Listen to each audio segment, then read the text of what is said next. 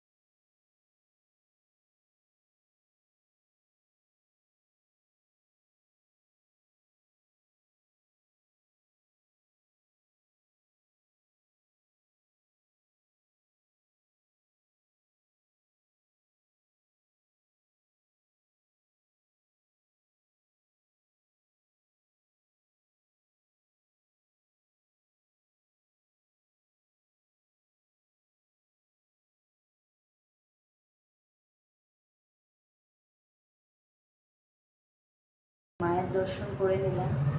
জানি না কি এমন টান ছিল আমার মায়ের প্রতি, আর মাকেও দেখতে এলাম, মনটা ভরে গেল।